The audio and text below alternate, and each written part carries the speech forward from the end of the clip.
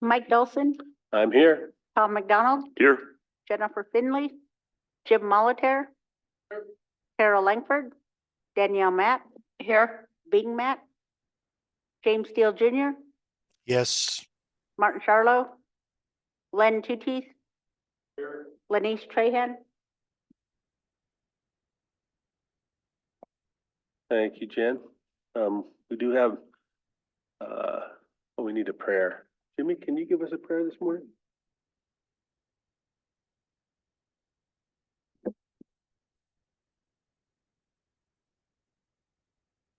Limited comes in.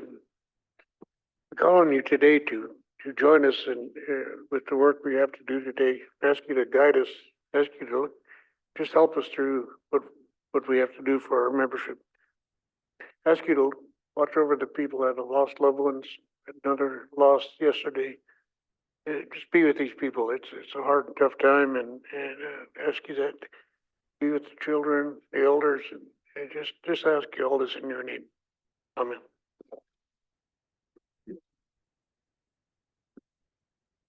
Thank you, Jimmy. We do have minutes that we haven't done from, I believe, the 14th, and we have a little roadblock in getting them because we don't know the motions for the Ada Davis property and the Al Sloan property. I believe the motion was by Carol and second by Danielle on Al Sloan's property. Does anybody recall who was the motion, who was the second on the Ada Davis property? Go ahead, Danielle. I believe I motioned Ada's and I couldn't tell you who seconded. I think it was Carol. I think we flip-flopped on the two of them. Okay, so Ada Davis was Danielle motion, Carol second. Both were unanimous. I do know that. So thank you. We do have minutes from May 16th. If we can take a look at those. Go ahead, Lynn. Thank you, Mr. Chairman. And also in regards to Al Sloan's, as I mentioned before, so the action was to do a contract for deed for L. But I spoke with him. He would prefer that we don't, that he would just like to do the transaction and just in 1 year, if possible. And I think as I recall, there is money in the budget to do that. Well, when we have a break, I'll go down and grab Mark and see if we can have him come in and make a motion to do that. All right, sounds good. Thank you.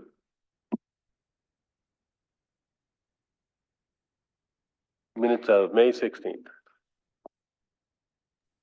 Mr. Chairman. Go ahead, James. Thank you, Mr. Chair. I have a couple in here. Excuse me. On page 3 of 4, Martin Charlo presented a request from David Strohmeyer. I think it's let me look up here how to spell it. Oh, yeah. I think it's ST. Let me look.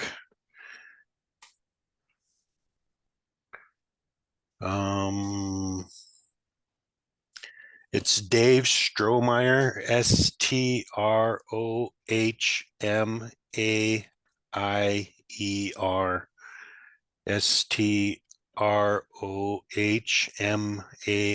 Strohmaier, Dave Strohmeyer, Missoula County Commissioner. Thank you, James. And then the next one below that, James Steele Jr. informed council that Jared Stewart was not happy about her tax bill.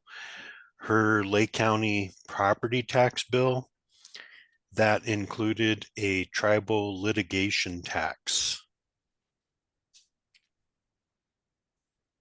And then I had put in proposed language for a statement for the record, but I'll put that in for today's minutes.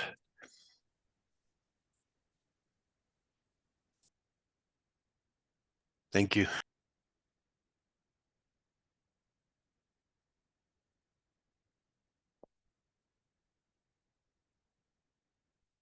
we want to finish the minutes and then, yeah, we want to do a change of duty for women's wellness. Motion to approve the minutes with corrections. Motion by Len to approve the minutes. Second by Tom. All in favor? I, Thank you, James. Unanimous.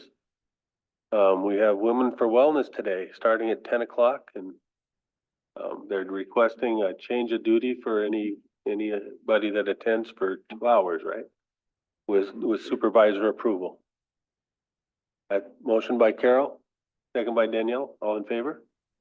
That's unanimous. And if either Jennifer or Jordan was said he was going to listen, if he can get that word out to everybody. Thank you. Oh. Anybody got a charger so you can plug her cord into? I don't.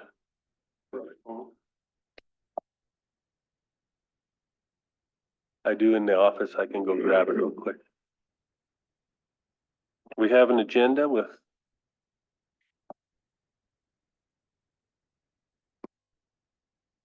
Go ahead, Len.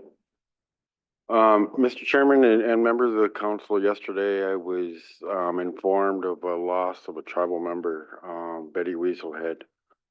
Betty was an employee at the Elders program, and she was very instrumental in getting a lot of services out to our elders. And it's a huge loss for the tribe. So I would like to respectfully request that we fly the flags at half mast on the day of her final journey. Any objections? Fly our flag at half mast for Betty Weaselhead on the day Yeah, for service. yeah. Thank you. Yeah. No, just on the day of her service. Thank you, Mr. Chairman and members of the council. We do have an agenda. Any additions? You have one walk-in?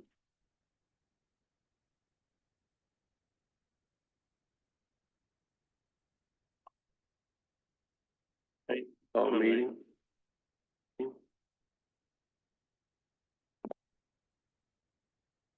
James, go ahead. yeah, I have something to add, just in open session.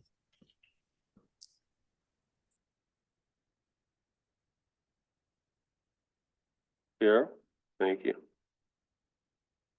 In open?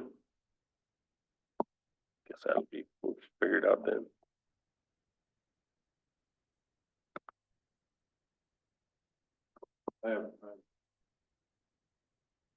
It'll be open.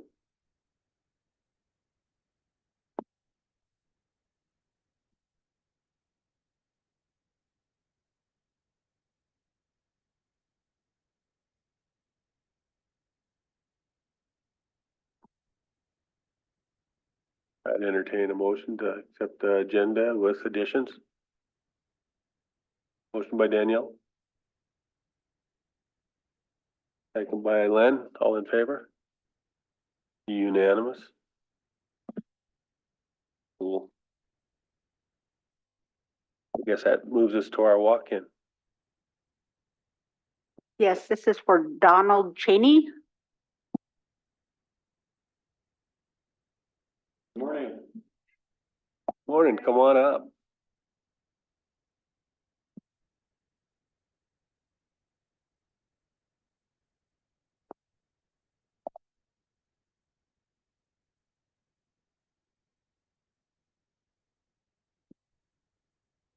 This is just an informative, walk-in to, introduce, my son. I'm Mary Cole, and I work for the Tribal Health, Counting Office. And, my son Donald Cheney is a tribal member also. And this is just informative and to let you know what, he's starting to do and what he would like to accomplish as a tribal member to work with the tribal people and to try to give back to the community. So he would like to just let you know what he does and what he wants to plan to do. I know he's not on Indian preference yet, and we talked to Jen about that, and that's why we just wanted to give an informal, today to let you guys know what he's doing. And, then when he's right now in Billings, and he's wanting to come back to the reservation and get back to this, so. Go ahead, Donnie. Good morning, everybody. I'm, of course, Don Cheney. Lived here about 15 years ago. Combat veteran, went to Afghanistan, 2 deployments, came back a wreck. I had to rebuild myself. I went to Deer Lodge to work at the prison. I was there at the prison for 10 years. Excelled at what I did. I was tasked out to learn a hand-to-hand combat defense to protect the officers from the, more unruly folks with the mindset of least amount of force necessary. We don't want to hurt them, though, even though they want to inflict damage on us. So I went about this venture looking for it. I mean, I went through, of course, I was a fighter myself back in time there, MMA. So I was a big fan of jujitsu, Brazilian jiu-jitsu. Well, at the prison systems, you couldn't do that because you got 50 other guys that were ready to do a tap dance on your head. So I discovered an Israeli system called Krav Maga. Of course, like I say, it's an Israeli system built back in the 40s by a man by Lemmy Lichtenfield. Long story short, we all know the history, the Holocaust, everything. He taught the people for free, or everyone he could, man, woman, from elder to youth, to athletic to non-athletics, how to defend themselves. That was his goal. All right, well, flash forward to today. I met the group 5 years ago out of USKMA, United States Krav Maga Association. There's the headquarters, North Regional Headquarters in Billings, Montana. Great system. I studied it for the last 5 years. Last October, I accomplished my black belt with the thought in mind, I wanted to bring this home with me. Once I was done with the prison system and got myself back together, because counsel, you've helped me at times when I needed it during my fighting career, during just everything when my family was needing help. You guys were there, and so was the people. Well, this is what I want to bring back home and help with the war on obesity. We got problems with overweight children, even our elders, and even myself. We get a little heavy. Well, this isn't it's not the solution, it's a way, it's just an idea. And it's a fun idea. I've worked with many people, shape and sizes, and we've accomplished goals. Some people said, hey, I would like to lose 20 pounds in 3 months. Is that possible? Well, yes, we can do this doing this system and doing this workout. And a right proper diet. I'm not a dietitian by any means, but I told them talk to their doctors. End result, they lost their weight plus some. Now it's not just 1 or 2, that was a lot. So like I say, it's a way to skin a cat. I'd like to help work with the health departments on that solution, because not everyone likes to get on a treadmill. I know I'm not one. I got a broken back, blowing out knees, and I love to run, but then I can't do that no more. So that's another reason why I like it so much. Less impact. Another reason was self-confidence. Like I said, I got back from Afghanistan. I was a wreck. Did no one a favor because I was lost. The first thing that they told me when I walked through those doors was I mattered. And I hit right here. I've never heard that for a long time. And it wasn't no sales pitch, you know, I thought it was at first, but then as I kept coming in week after week, it was truth. They brought me in, they gave me love, and they taught me ways of the system, you know, and built my self-confidence. I went from a broken man to, I'd say I'm a pretty hard charger again, you know, got some little health issues here and there, but building strong again, and we're going good. We're going good. Another reason is one that discusses me. Like I said, I worked at the prison system for the last 10 years, and I went through a lot of cells. My job was to go and find the minute, small, detailed stuff. I was on the team. Of course, we all know the MMIP, MMIWs. I dealt with those guys. The guys that were given the orders. I had to deal with them. I had to find their intel, and it made me sick. All 8 reservations plus the ones outside of our great state, and it hit me harder as I was going through this Krav Maga system. And I started reaching out and helping out more with the Northern Regional Training Center, where we went out to Poplar and worked with some of the kids and the women and men there, and just hearing their stories about how they fear, and then knowing our stories here and Browning, and it hit right here. So that's 3 solutions. You know, it's not, how do I want to say it? I was an NCO, infantry NCO, and I always told them, excuse me for my language, you know, you're gonna bitch about something, you better have a solution. Well, I have 3 solutions for 3 different problems, and it's only one thing, and I'm coming back.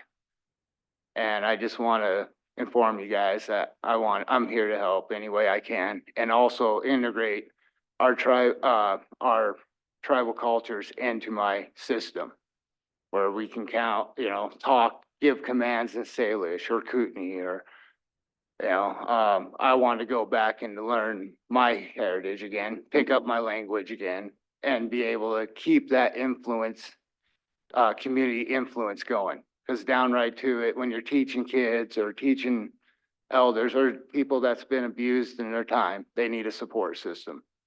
And that's one thing I know about our tribe that we're good at. We support each other. And I want to help any way I can when I come back. And and I foreseeing that before August. And the flyers are getting passed around. Tomorrow we are holding a all-day seminar, and we're starting out with just a fun little fitness. Then we're going into an introduction and a full class. And then we're going to go into 2 types of women's self-defense, break for a lunch, and then we're going to go into more fun class. I work with the kids. We just integrated a kids program. So, of course, in our system, there's things that a 7-year-old can't do. We wish those guys can get in the clinch and beat up the bad guys, but reality, that ain't going to happen. So we got different ways of teaching them to get away, or make it known that, hey, I don't know this person and they're trying to abduct us. So I want to invite all of you and your friends and family.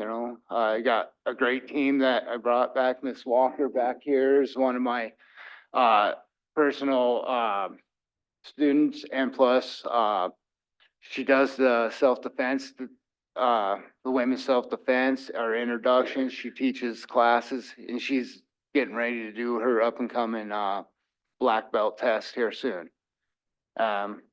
I got a great team that's standing by. Also, if I get overwhelmed, they're going to be right here. So when we get here, we're here for you guys. We're here for the people. We want to help. We want to help different departments.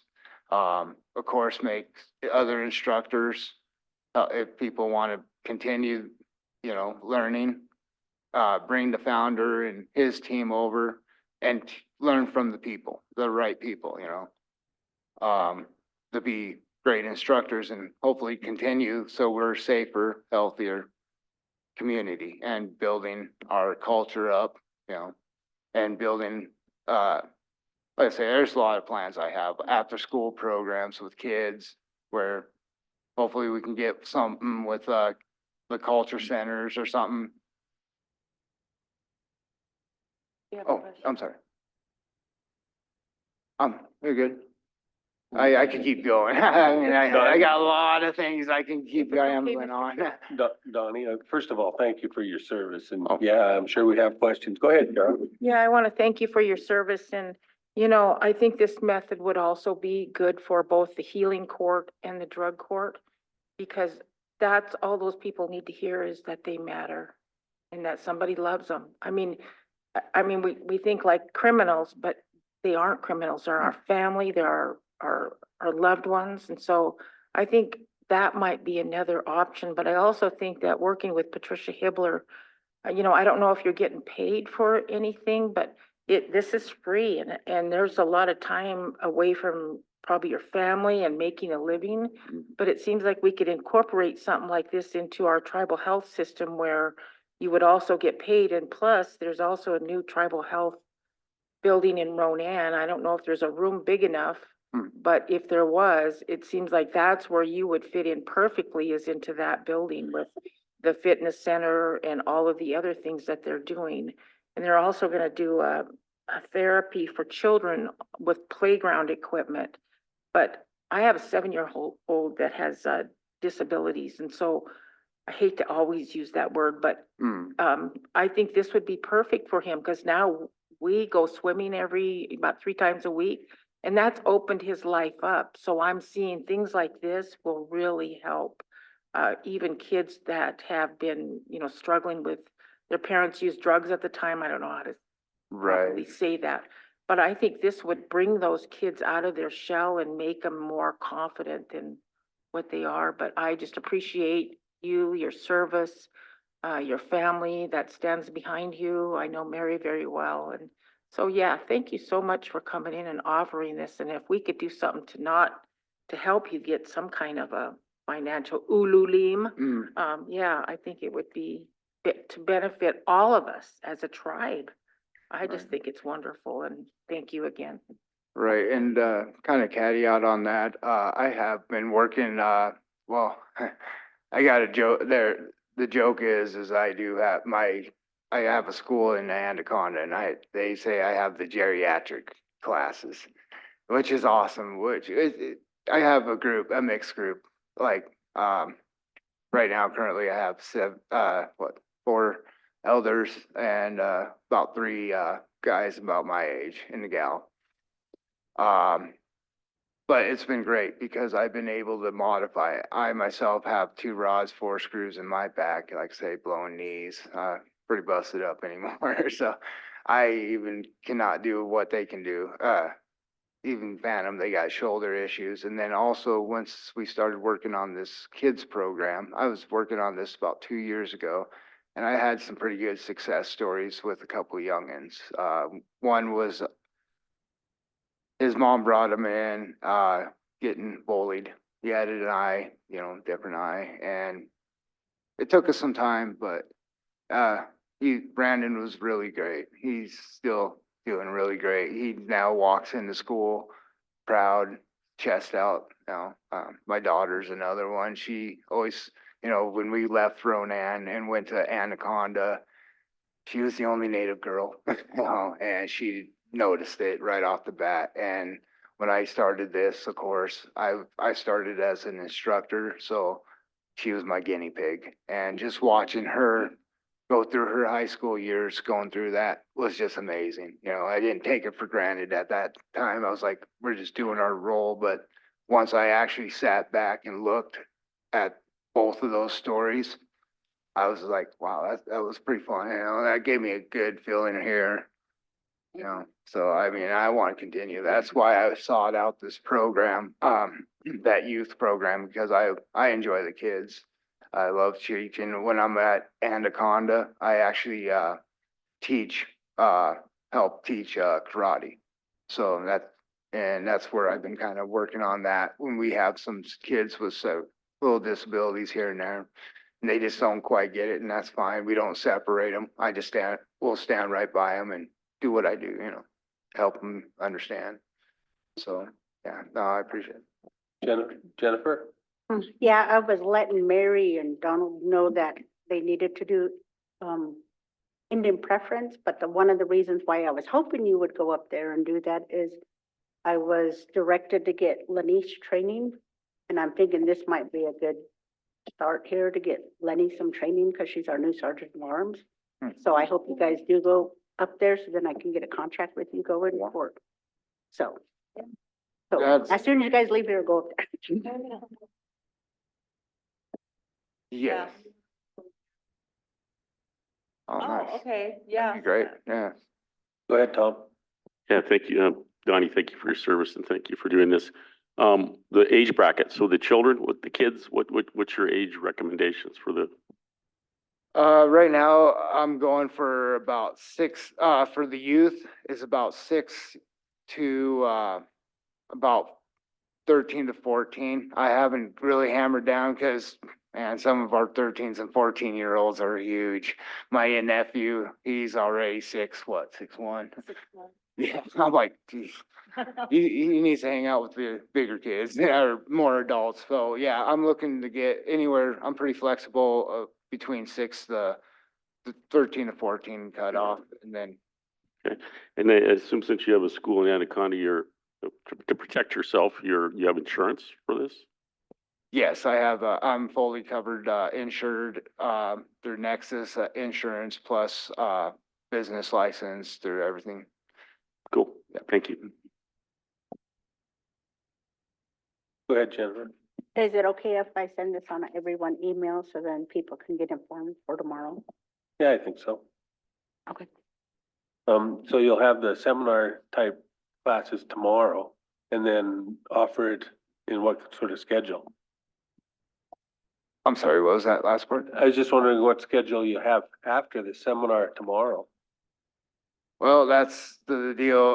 We're hoping to keep continuing at least once a month. If not, if people want more, I'm already getting, folks from Dixon to, Polson that are like, Thursday's a horrible day. Why can't we do it Saturdays? And I'm like, well, I just picked a date and came over. I was like, and I wanted to try it out, test the waters. So we're gonna, of course, after every seminar, everyone's you don't have to start from 7 to 9. If you want to, cool.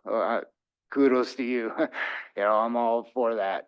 But you know, there's gonna be, I imagine, people coming in and out, and they take a class. They can do, even the folks that are just wanting to spectate, they can take a survey. We're gonna have surveys out there, you know, what best times do they like to see? If we're here, where would the location be best for? I personally am looking between Ronan and Pablo. I like it. I love this area. That's where I've lived before. It's a great area, and, you know, college complex, you know, I figured I worked with, at the Northern Training Center there. We had a lunch, about lunchtime, we'd have a class where people had a quick hour to work out. You know, usually our level 1 classes are 45 minutes. They get in there, get out, they're happy, they got the workout in, and they still had time to have a quick bite to eat. So, Go ahead, Tom. Yeah, thank you, Mr. Chair. Yeah, well, school gets out here in a little bit, so I have 4 granddaughters.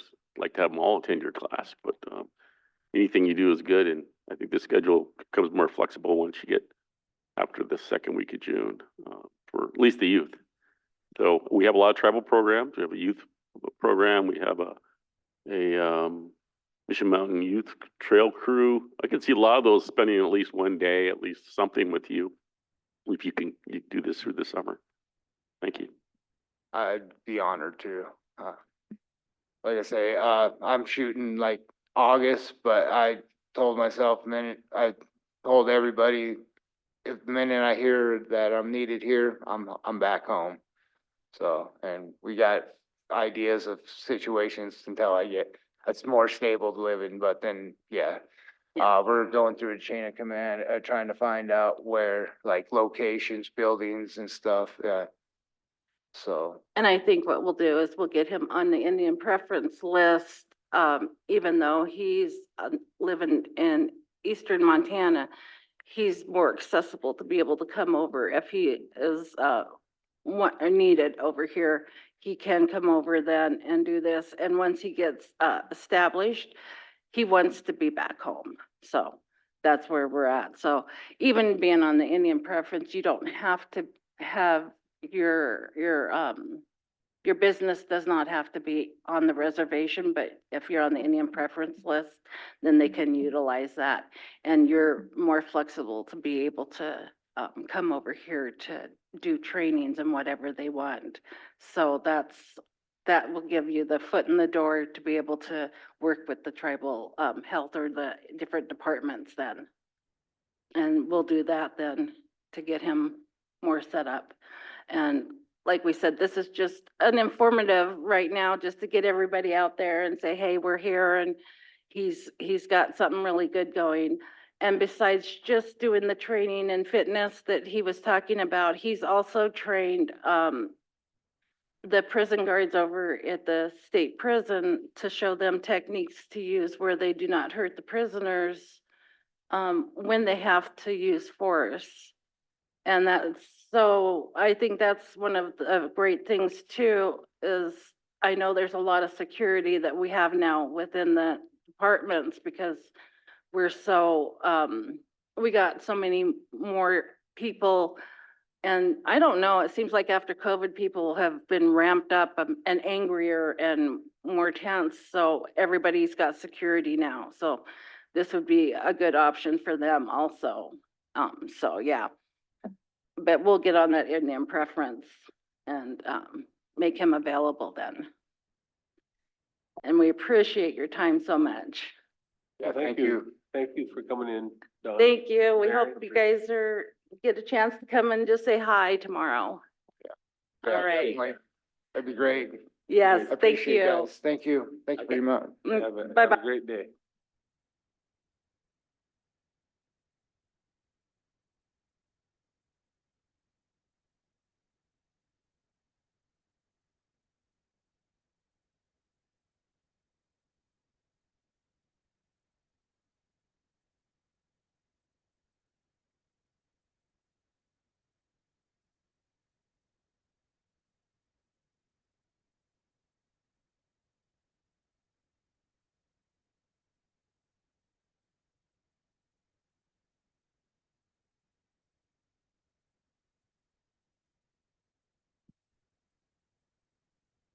Oh, there you go. Well, let's take 3 minutes, 5 minutes, then Skaha. Well, we got Jimmy gone for a minute. I wouldn't mind having everybody back for the report, but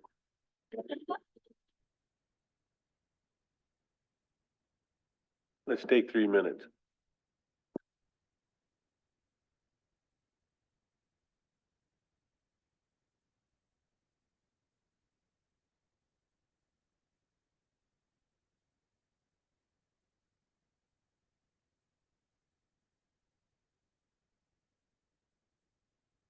Have Casey here. Jody hasn't got on yet, so I'll contact her.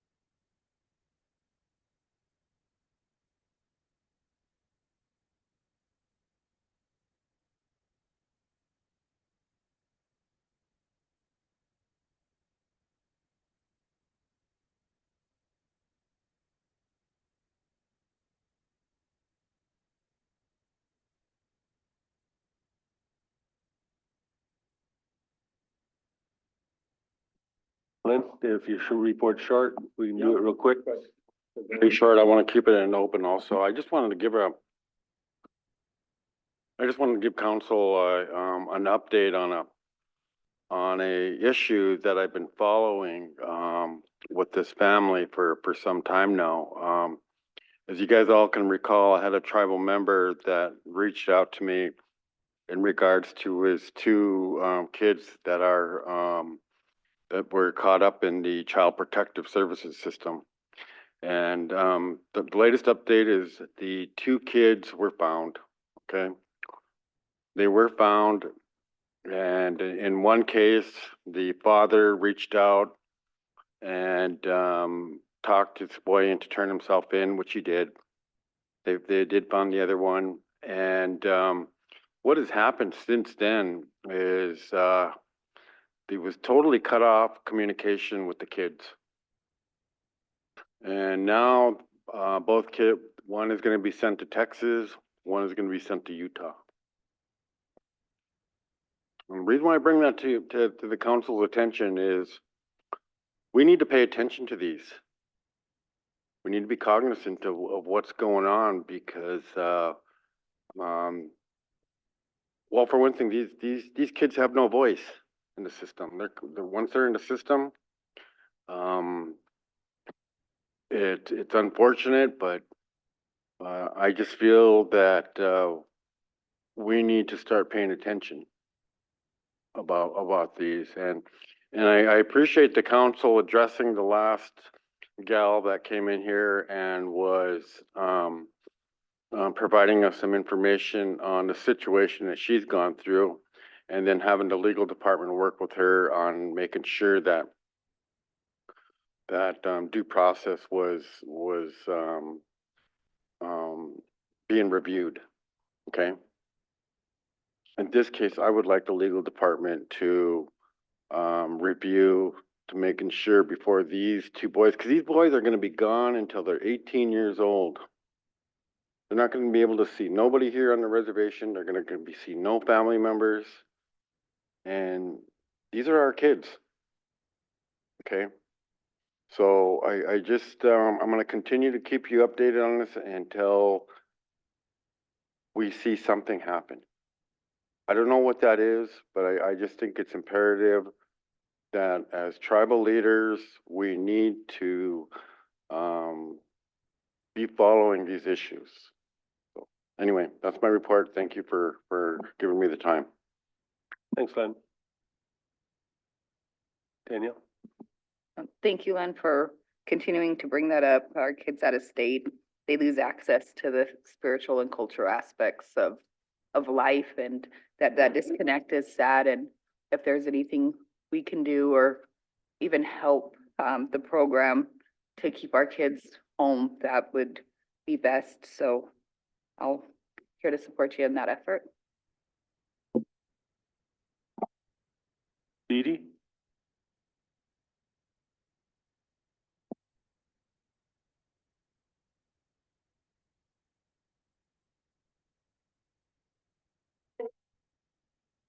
Honored. Oh gosh, I don't know about this. Yeah, you just need to speak in it so they can hear you. Okay. Gosh, I'm honored that you brought that up.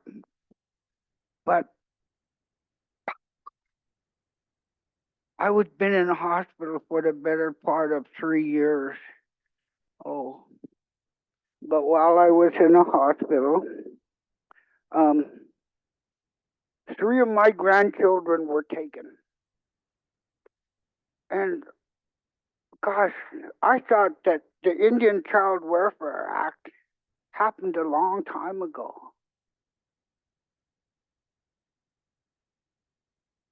I was sold by the state of Montana to people from Texas when I was 6 or 7. My family stopped that. Evelyn Stevenson had something to do with that. But I don't know what you councilmen can do, but I think we need to join you. I think we all are in on this. I would like, I don't know, some of you up there, Some of you I do. But these are new days. These are tough days. And I think what we got to do is quit splitting ourselves. We've got to stand together through these things. Now, you're right. We got to get these kids out of foreign hands, because I'll tell you what, my life was really messed up not knowing who my dad was. I hated people with dads.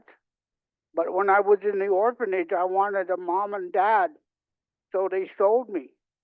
And I had a mom and dad, and then pretty soon they brought me back. Wow.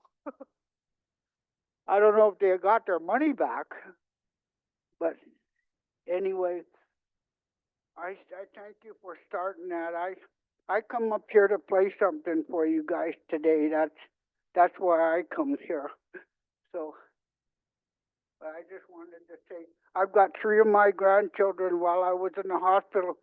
I got some kind of a letter that I didn't understand, but I need help too, because I don't know how grandparents come into this thing. Do I have any rights to my grandchildren? I haven't seen them. They're up in Kalispell. 3 of them. Alea and the 2 little ones. Darn. That was one of the reasons why I wanted to come and see if I could get some legal help, because while I was in the hospital the last 2 months in St. Luke's, gosh, I don't know if you guys I'm standing up. Wow. This is going to be the last one, I think. But I got a hold of this lady. I didn't know who to get a hold of, but you know, that one up in Elmo, I got a hold of that attorney's in Polson. Then I got a hold of one in Ronan. But I need help. I need to find out if I have any rights to even visit my grandchildren. That's breaking my heart. I'm 76 next week. This is really breaking my heart. I have water on my heart, and I need to see my grandchildren. Haven't seen them for over a year now. Gosh, I'm talking too much. Well,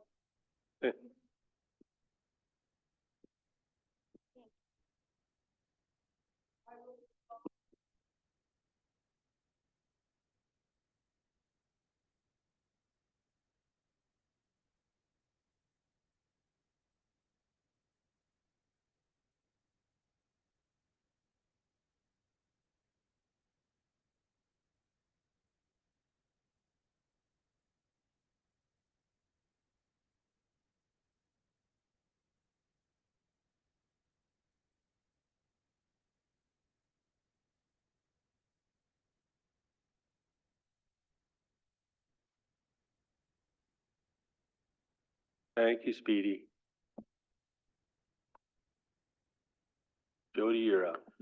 Mr. Chair, if I could make one comment on Lynn's thing, and Go this ahead, goes Tom. to everybody, I know there was a workshop just recently, but we need to have tribal members step up and be foster parents and be adoptive parents. And that's one of the most limiting things that I see out there, and one of the reasons why I did it. So, well, we need those places that our kids can be placed at. So, thank you. Thank you, Tom. Go ahead, Jody.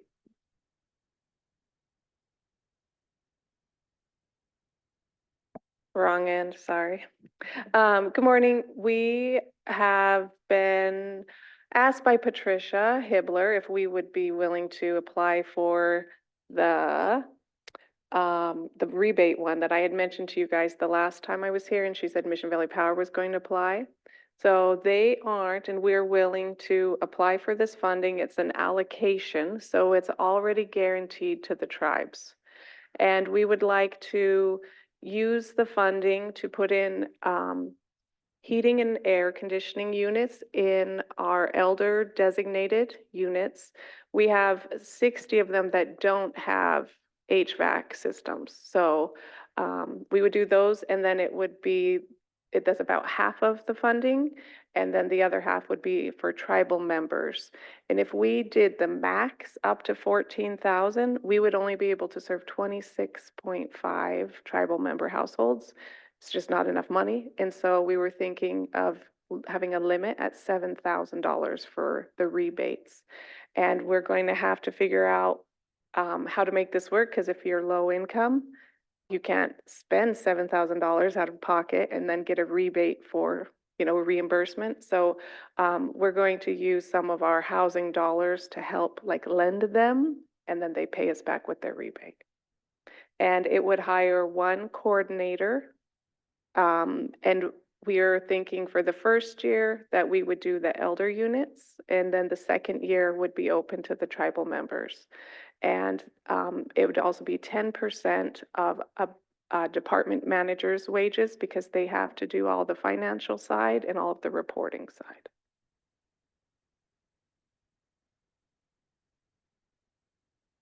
Questions? Go ahead, Len. In regards to the coordinator, you said they're required to pay 10% of a department head's salary to the coordinator? No, so the coordinator, we would hire one new person who would coordinate this entire project. Okay. And they would be a SCAHA employee. They would have to be underneath a program or a department at SCAHA. So that usually is our housing resource manager, and it would be 10% of their time. So it would be paid out of the grant. Gotcha. Okay, thank you. Yep. Go ahead, Don. Yeah, Mr. Chair, thank you, Jody, for stepping up, and I would make the motion to approve the resolution. Motion by Tom to approve the resolution that SCAHA administer the DOE Tribal Home Electrification and Appliance Rebates Program. Got a second? Second by Len. All in favor? James? We got 6-4 and Carol out of the room. Excellent. Thank you Thank very much. And I was just wondering while I'm here, are you guys considering a COLA? Because my staff aren't getting paid enough.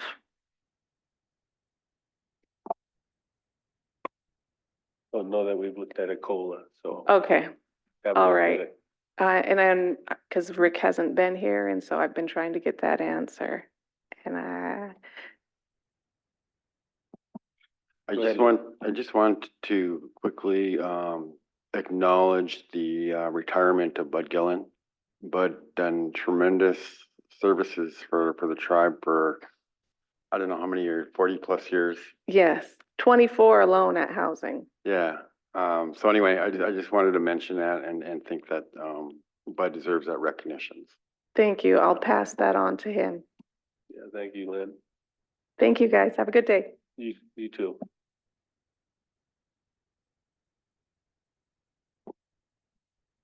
Casey, come on up. Good morning.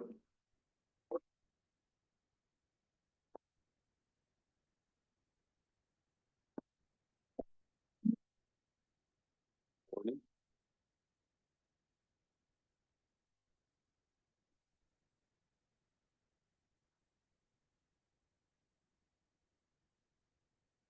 Excuse me? Yes, sir. Yes, sir. Does that mean I can leave? Well, Chesquex to Kisukukit, Mr. Chair, Mr. Vice Chair, and honored members of council. Thank you for the opportunity to come brief council. So this morning, we are here to provide tribal council with an update on the incremental implementation of the new in-stream flows on the reservation. So I'm joined today by Brian Hoganson, our Water Management Planning Program Manager, as well as Melissa Schlichting, who has assisted us in a legal capacity. And we also have our department head, Rich Jansen, joining online, and I believe Seth Makepeace was going to try to join us as well. So this has truly been a... All right.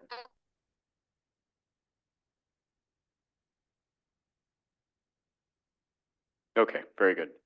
Thank you. So this has truly been a team effort. Brian did the vast majority of the technical work that was required to get this effort across the finish line, and it's a complicated one and also a very important one. And so we really appreciate the assistance of our legal team to make sure that this effort was put forth in a good way and done correctly. So as a bit of background, the reservation has had 27 interim in-stream flows or protective flow values on tribal streams dating back to the late 1980s. And those were the result of a series of lawsuits that the tribes filed against the Joint Board for damages to tribal resources and for dewatering some of the largest streams on the reservation. So since the late 1980s, the tribes have had these protective in-stream flow values, but they're not large. They represent survival flows, if you will. So just the bare minimum required to keep aquatic species alive. As part of the water rights settlement, the tribes negotiated and secured larger in-stream flows as part of the compact that are called minimum enforceable flows, or MEFs.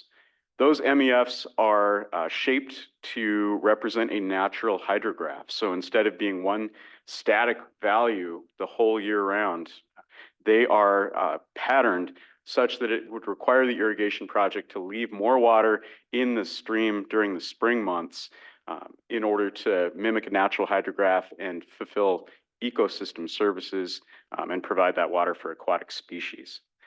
So those full minimum enforceable flows sort of phase in the compact starting 5 years after the effective date of the compact. So in the Mission Valley South, we'll see the full in-stream flows kick in 2026, 2028 in the North Mission Valley, 2029 in the Jocko Valley, and then 2030 in the Little Bitterroot Valley. The compact also says that between now and then, as the compact implementation technical team completes projects that are called operational improvement projects, that the compact implementation technical team would sort of baby step the project from the old interim in-stream flows towards those new compact minimum enforceable flows. So over the last series of years, the compact implementation team, technical team, has completed a number of those operational improvement projects. And so those include advances in water measurement. As an example, the tribe's water measurement program in 2015 had 53 gauges. Today we have 94.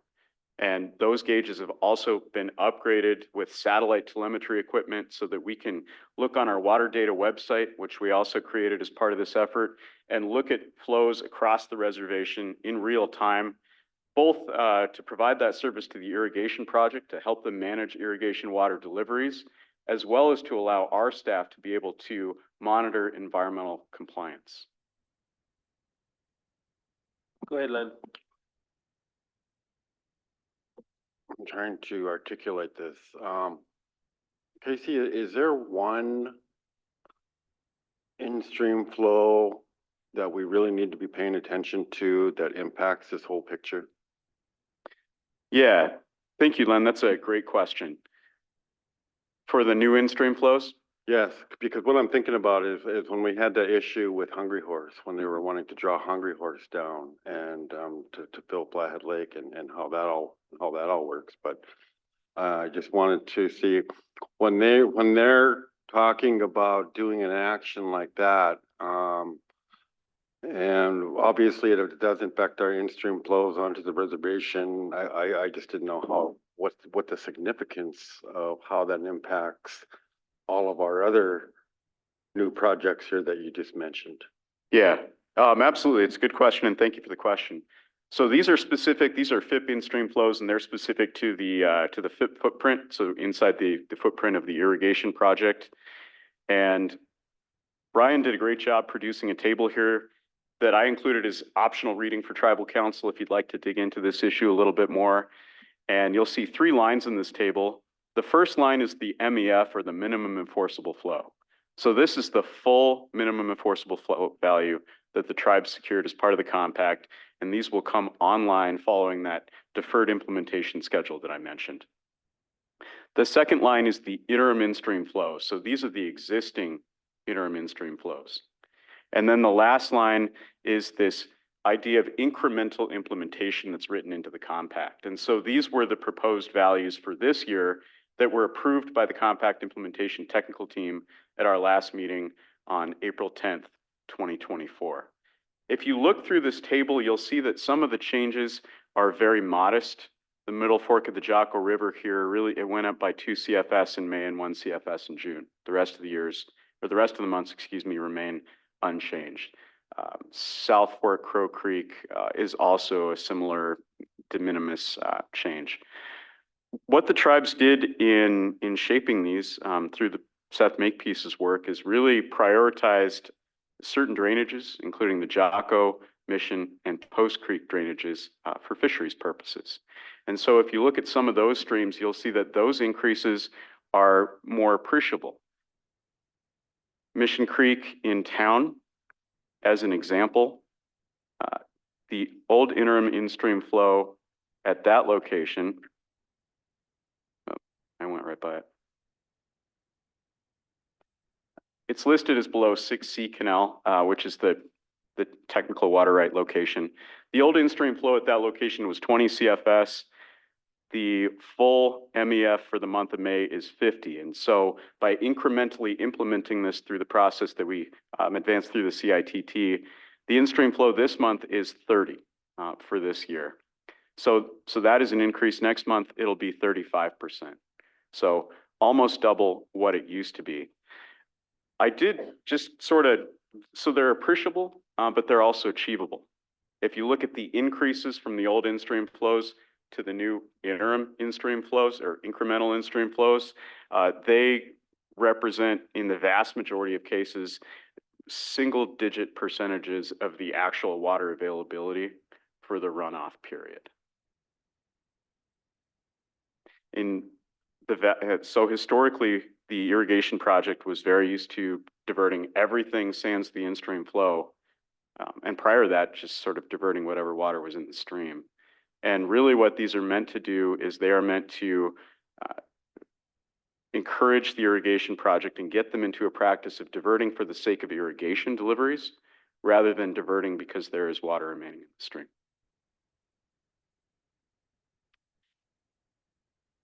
So, Brian, do you want to talk just briefly about sort of the technical aspect of the implementation? Yeah, sure. Thank you, Council, for your time. Brian Hoganson, Project Manager for Water Management and Planning Program. So as Casey mentioned, what these numbers, these growth of in-stream flows, what they represent is the percent complete of the operational improvements as part of the compact. So Casey came to me with kind of some of the framework of this, and I was tasked with trying to build an understanding of how to move those numbers up a little bit, those flow schedules. And so what we did is we looked at the total CITT operational improvement tasks, those things that must be completed as part of implementing the compact. And what we did is we assigned a percent complete to the total amount of tasks on that. So what those operational improvements do is they provide for better water management, in short. So we look at everything from source water conditions up high in the mountains, snowpack numbers, all the way down to water use in the valley. And we advance different mechanisms to try to improve that water management so that the water balance can be achieved. And so we assigned a percent completion to all of those tasks that have been ongoing since the beginning of the process of implementing the compact. And using that percent complete, we grew the numbers that Casey spoke to, the interim in-stream flows, which have been in place since the 80s. And we built a growth of those numbers up to the MEF by that percent that was completed. So it's a portion of the total. And so we put together these numbers, and there was a lot of negotiation at CITT as to what percentages do you apply to numbers? Do you give it 100% completion, 50% completion? And so that's where the negotiation process with CITT came into play. The group came together and decided on some numbers and agreed upon some numbers. And so we built those numbers based on how close we're getting. One thing that I'll add is that the future management of water based on compact numbers for these in-stream flows is based on a month-to-month change to try to mimic the natural condition. That it's not a flat line. Nature doesn't exist that way. And so we getting FIP, the operations to understand that the numbers are going to change each month is an important part of getting to where we need to get. And so that's another thing that these numbers do is they provide FIP the mechanisms in their group to kind of to build these numbers in a way that's not falling right off the cliff. It's a building towards the full enforceability of these MEFs that are coming. So that's, you know, I think that really some of the strong parts of how the compact was developed is to kind of look at interim measures to try to get to where we need to get in the long run.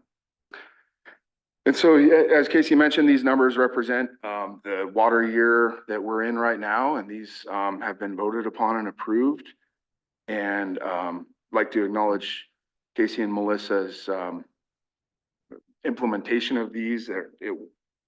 Like most things, it wasn't particularly a slam dunk, I would say, to move these forward. It was there were some hurdles that were presented, and I think the language of the compact was really what we relied upon, and it was the foundation was strong to move this into place. So I'll just recognize that. Thanks. So would this have been a lot easier to do in a wet year? Timing is a funny thing. It truly is. I think that in many ways, this has been a very strange water year in that at the beginning of January, we were looking at historically low snowpack values. And now we've seen that situation change to where we're below average. And at this point, I'll take below average. That's a big improvement on where we used to be. I think another thing that bears mentioning in this conversation is that another aspect that is incorporated into the language of the compact is the idea of adaptive management. And that is the continual process of revisiting and improving upon the ability to simultaneously meet the in-stream flows as well as meeting historic farm deliveries. And the CITT has flexibility in terms of moving these numbers backward or forward in time. So for example, if we see spring runoff happening, earlier, which is something that we're observing right now, the CITT actually has the operational flexibility to adjust these schedules by up to a month in order to simultaneously meet all of the uses of water on the reservation.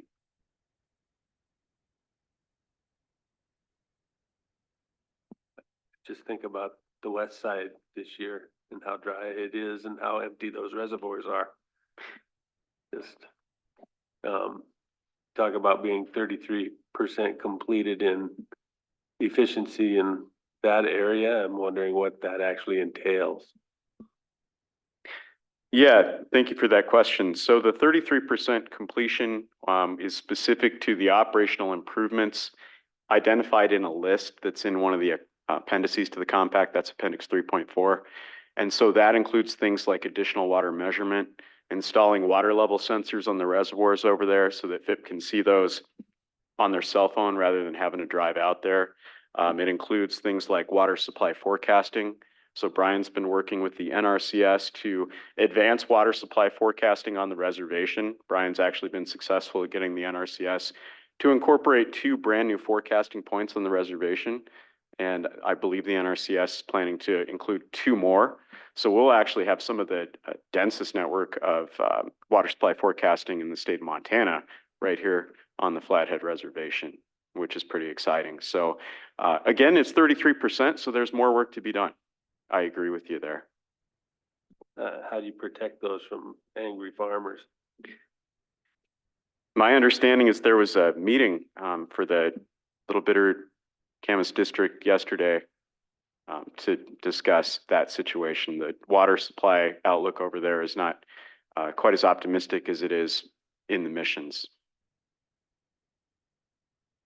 I heard there was supposed to be a meeting. Yesterday is when I heard that it was probably already done by the time I heard about it, so. Be interesting to find out what the results were from that meeting. Other questions? Go ahead, Melissa.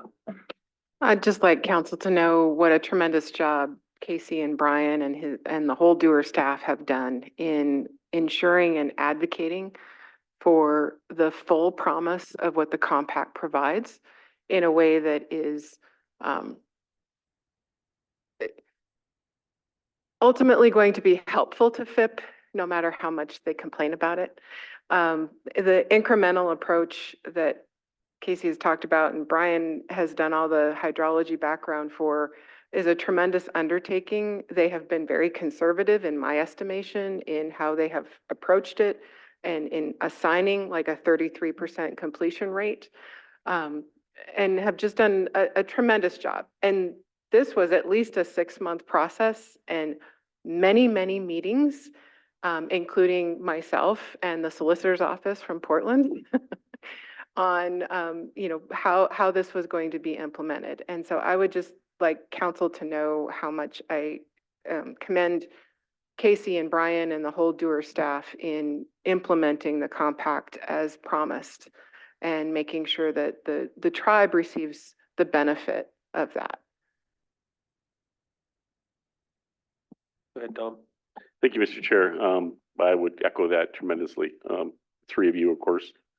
A lot of times people don't know what's good for them. And that's certainly the irrigation project. So the vast amount of water that's been wasted over my lifetime, which I call down those wastewater drains, they're total inappropriate mismanagement of a large irrigation system. It's just phenomenal. I will go ahead and confess, as a kid, I was a individual monkey wrench person and kicked a lot of boards out of diversions because their inefficiency. But yeah, it's an improvement it's timely and it needs to be done, and your due diligence is greatly appreciated. So thank you. Other questions? Other remarks? It is appreciated, and it's been a long time in coming and needed, so truly appreciated. I would just like to offer on behalf of volunteer Casey and Brian, but if council is interested in looking at the projects that have been completed and taking a tour, I would really encourage you to do that.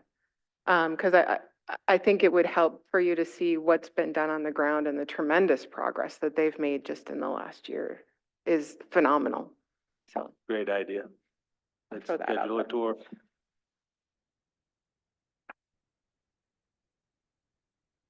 That's right. Thank you. It truly has been a team effort, including legal, a lot of their time and energy, which we very much appreciate. And as well as the rest of the Doer team who is not up here today, but council is interested in coming to visit our projects. We would be honored to have you. Thank you, Casey. Brian, Melissa?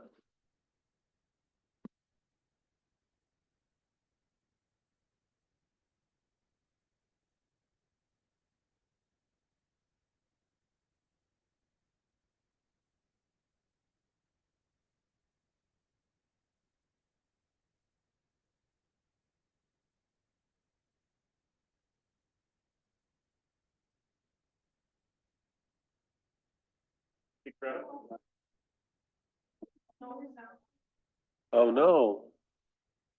Yeah, thank you, Carol. That's good deal. Morning, Scott. Come on up.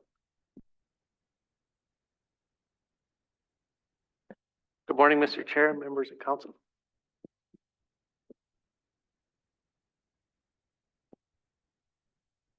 I didn't get to share some map and some material on my council agenda request. I'd like to pass that out now. And I do have electronic copy on a USB drive if anybody can share that with you. The email to Jennifer. Yeah.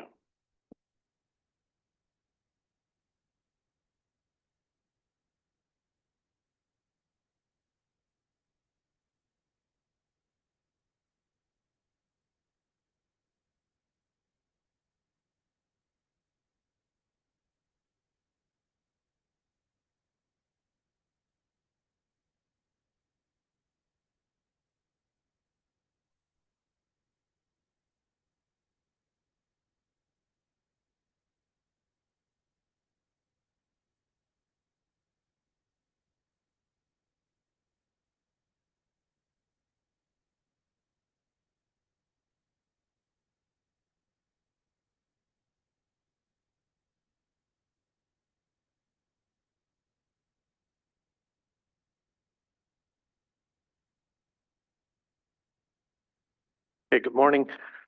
We had I had invited forestry, wildlife, and rec, lands. I had spoken to lands, and they might be joining us online.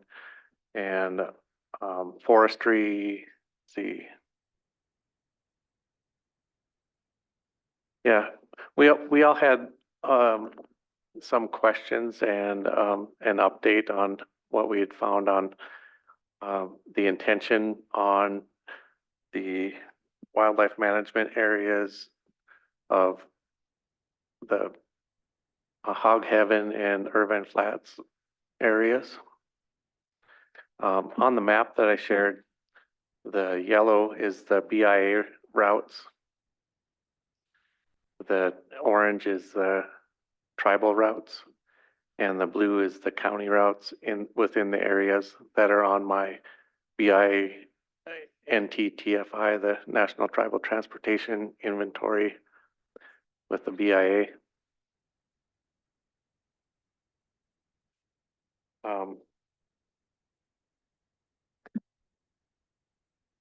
Yeah, so I don't know if the best way to start here, but I was asked to see what it would take to close down some routes to, these are tribal member only areas now that council had determined. And the BIA routes and I guess all these routes that are highlighted in here, if in order to be on the inventory for receiving tribal transportation funds, they need to be open to the public, unless there is some there is a way we can keep them on the inventory, and that would be to designate them as cultural areas or cultural area entry roads. And in order to do that, I need a little bit more direction, I guess. And I don't know if if Dan, do you want to explain? I'm sure everybody's heard this story before, but if we could go through what I'd like to get a little more direction on which roads exactly that we need to change the access on. Yep. Thank you, Mr. Chairman and members of the council, and I want to thank you guys all for addressing this issue. I've always had concerns when council first took the action to close off some of these management areas to non-members. The problem we have is BIA roads. Okay, BIA roads were constructed with federal funds and, which allows public access. As Dan mentioned to me, yesterday, there are many non-members that currently utilize these roads that believe that they don't need a rec permit. Okay. In fact, businesses are telling these people that if you're on these roads, you do not need a rec permit. But if you get off the road, that's something different. But one of the solutions that I thought we could take a look at was requesting through the superintendent's office to abandon a portion of those roads, perhaps like the first eighth or quarter of a mile of these BIA roads, and revert them back into tribal ownership. Whereas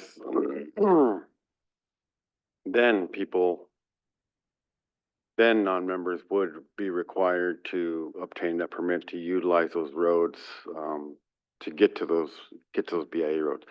I don't know if that's possible. I really don't. I think that's something we need to explore. Because otherwise we have no control. We have absolutely no control of those BIA roads. So that's just something that we need to take a look at. And then as for a lot of these county roads that are depicted on this map here, I think we need to challenge the county if they even maintain these roads. Many of them are not maintained. You know, I've always brought up Deneme Road. Deneme Road is a road that Sanders County gets funding for, but they do absolutely nothing to it. But anyway, that was something that we just need to explore to see what options we can to do anything, if anything, we can do to control access on these BIA roads. So, thank you, Carol, and then Tom. Yeah, I appreciate you coming in on these roads, and it is a huge issue. I know we had the four-wheelers up there. There was a business running them on the back roads, but I guess first of all, have you checked with the culture committee in Elmo, KCC, Kootenai Culture? Or is that the next step? Yeah, that'd be the next step. I Okay. haven't talked to them myself. Okay, yeah, I think I would rather that it even, before it even gets to this point for us to make a comment, I would like to see it be ran through them. And then if it requires a committee to look, to go over the roads, go to the places and check them out. Because a lot of people are hunting and they get on a road, well, we've all been hunting and got on a road and the road's Kelly humped or whatever. So I think we need to make sure that they're on board, and if we can get the word out, educate the tribal membership in both areas so that they know what we're doing here. But yeah, I think it's a long process yet to come, and I know you're just probably initially starting, so I appreciate you guys being here, and you're probably doing everything I said anyway. So thank you. Tom, and then Steve. Yeah, thank you, Mr. Chair. Yeah, you can see how confusing this is by the comments you've heard already from the council representative. So what Len was talking about is back in the day, if you're on the BIA road system, it's open to the public. We had a lot of battles over people. Do they need to have a rec permit to be on that road? Can we close it? Can we have any control or anything on it? And so it was always a great debate, and we removed the South Fork of the Jocko roads from the BIA road system because we wanted to make sure that we had total control, that the game warden shop would be able to enforce that, gate guard would be able to enforce that. Over time in the roads program, they determined that we should get more funding for our roads. So we expanded the inventory to put all the roads on the reservation on the inventory. Well, that means they are all public roads. In order to qualify for that funding, as Scott mentioned, you put that miles of road on, it's got to be open to the public. So, well, that's fine, But that means if you do a closed area, just like the South Fork of the Jocko, then those roads need to be restricted and not be publicly defined for that maintenance dollars. So you have a multitude of issues here where you have travel roads, BI roads, other roads that are on Scott's system inventory for funding. And so in order to enforce the closure, you need, which the road is inside the closure, then you need to remove the road from the public inventory. And that's as simple as it gets. The issue of a rec permit, I've always had a problem with that because I can tell you right now, when I drive up to Glacier Park, every one of those damn roads is funded by my tax dollars. It's on a public road system. But yet you're required to pay a fee to be on that road. That's no different than our rec permits in the BI road systems or any of Scott's inventory elsewhere on the reservation. It doesn't mean the process, the situation, the template, the example is out there. You absolutely have that authority to charge for people. We do it at the Bison Range, the Red Sleeve Drive, the Day Use Drive. All those roads were made with public funds. We can charge a fee. We can demand a rec permit for someone to be on the road. The issue is whether it's closed to the public as a general recreation area or a cultural site. So that's what we need to determine, and that's what we need to do. The issue of Kelly Humped roads is separate. That's typically a wildlife issue. And that's where you're talking about for members too, where you may close it for everybody. That's a whole different process through the NEPA process, through forest planning, through everything. And so that's everybody closure. Yeah. So it's, yeah, I know exactly. That's the confusion of it all. So I don't think we're talking about that in this situation at all. We're just talking about whether or not they're going to be defined as open to the public or not. So I mean, for me, it's just pretty simple. Unless there's work that requires something in the fire rehab of that nature that would require you to, for some reason, keep it open to the public, I don't know what that would be, because in a closed road system, you can allow administrative access for non-members to go in there and do their work. So we do that all the time. So that seems like that would be an easy fix. That's the situation as I see it. I know there's one judge that he's mentioning this, that, well, that's on the BI road system, whether it's a travel road or BI road or whatever, then you should be able to access it because it's deemed public. So it's pretty simple. Just remove these roads from the inventory and go forward. That's the way I would look at it. But one of the ways to skin a cat is exactly what Len said. That you take out the first segment of the road system. I don't know how that, what does that mean? It means that that first quarter mile is not public. And the rest of the interior road is public. So I guess, they would teleport themselves over there, get over on that section of the road. I don't know. Use a helicopter. I don't know what it would be. Jump. I don't know. That's certainly one way to keep the road miles up there for funding. I don't know what the significance of your budget is for removing every one of these roads that you are getting funding for or not. I don't know what that would be.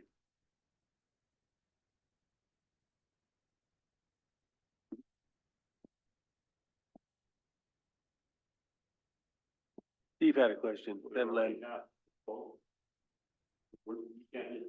Excuse me, Carol wanted to know culturally. The culture has made the recommendation to close all this. Well, legal's reviewed it also. And the issue is what we're doing right now. This layer of public access. Steve, if you could get to a mic, please. There's one on the corner.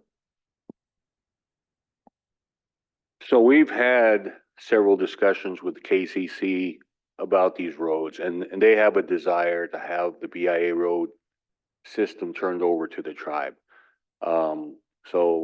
They're actually kind of expressed to us, forestry, that that's a desire. We said we would start trying to work that out since they designated these areas as tribal member only.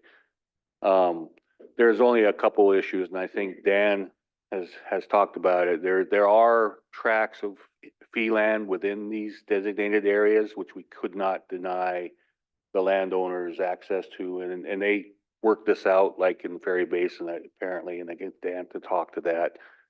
But so the only thing that we would, as far as roads for for forestry is that, the BIA does have funding for maintenance on BIA roads. We don't have a roads program, tribal roads program to maintain these roads, but we do every timber sale or every 20 years, approximately go in there and revamp the roads, on that kind of schedule. So, I mean, it's not a big deal. I don't know how big of a thing it is, and I think that was the question asked of Scott, but, so there has already been that consultation with the, KCC, Culture Committee and they have a desire to close those roads or turn them over to the tribe. Thanks, Steve. Len and then Tom. Go ahead, Tom.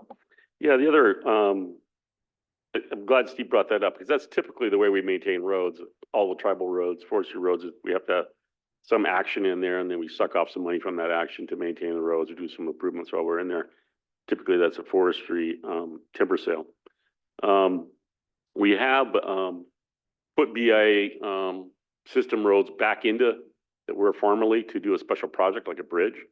And so it's in and out to do that particular work. But we never seem to got in trouble for that. I know we did the big concrete bridge up the South Fork that way.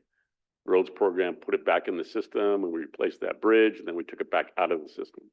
There was a period during the construction of that bridge where it was back into a public road system, you know, and it worked out okay. But that's certainly an opportunity to think about, you know, for maintenance.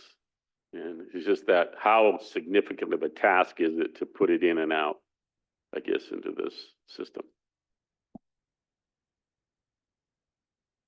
Okay, I think, I'm not sure, but I think some of the requirements for being on the system would be to be continuous, and it wouldn't work to just close the entrance and leave a segment of BIA road hanging out there. I think they'd want the whole thing or all as one to be removed if there's no other access for public.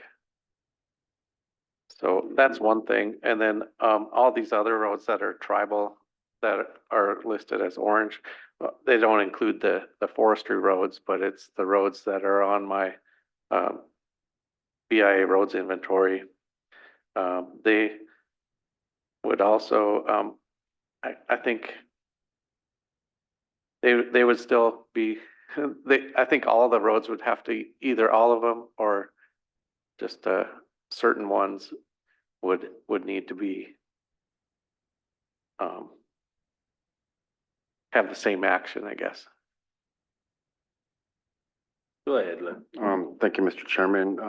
Scott, in regards to the road, the BIA road that goes through, Urban Flats, right there on Urban Flats, so it goes over the Salish Range there. Coming in from the Big Arm that goes through an allotment. And that allottee has always kept that road locked. Have we, had any conversation with that, landowner saying that you cannot be locking this road? Not since I've been here. I haven't had any conversations about that. I don't know if anybody else has.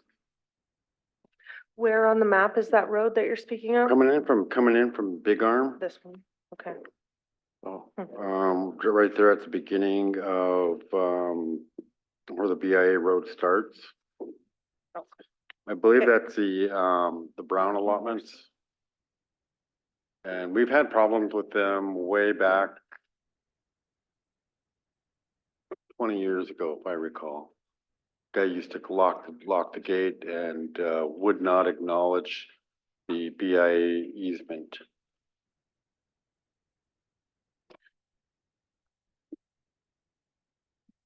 Is that the road that comes off Walking Horse Lane? Yeah. Yeah, so I think that was, the landowner had come in at some point in the past. I'm not exactly sure about this. And approached the council and asked permission to have close that road off, separate. Because apparently he felt that people coming onto his property and hunting animals off, he just wanted to cut off access back out. But it's always been problematic for forestry, that was an active urban area. So, I think that's the, not exactly positive about it.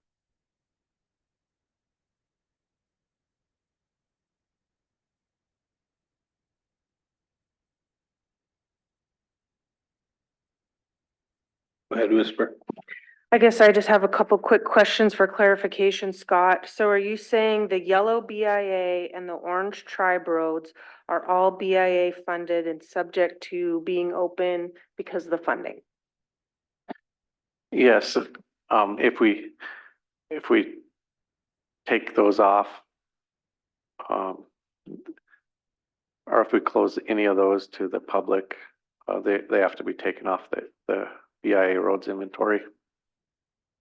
And then follow up, I know Tom asked about the cost. Did you find that in your spreadsheet? Is there like a total amount that you're out?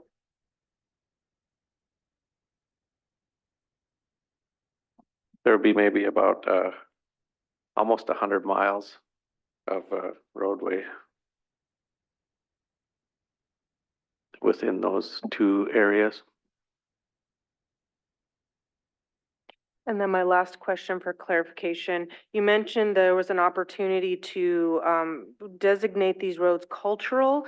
Can you explain that a little bit? Is that just the tribes say this is a culture area and we're closing it off, or do we have to prove something? I don't think there's anything that needs to be proven.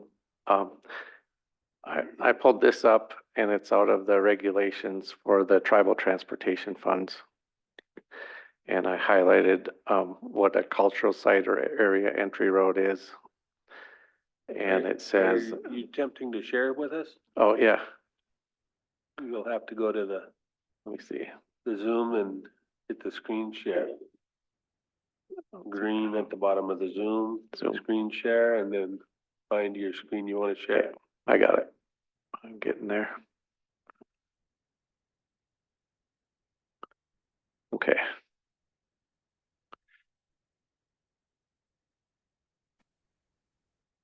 Okay, do you see it now? Okay, yeah, I pulled this off of the regulations for the tribal transportation program.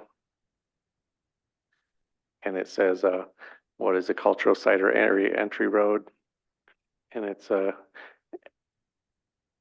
public road that provides access for cultural purposes defined in tribal traditions.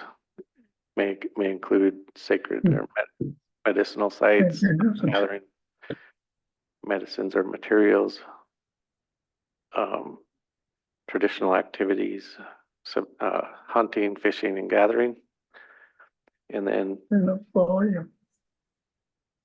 a tribal government may unilaterally designate a tribal road as a cultural or area entry road. The cultural site or area entry road designation is entirely voluntary and internal decision by the tribe to help it and other public authorities manage locations that have cultural significance. I guess this is one way that you could keep the roads on the inventory and still manage them. In order for, so the next one on C, it's to designate non-tribal road, which would be the BIA or county roads. You'd need an agreement, need to enter into agreement with those having jurisdiction over that road.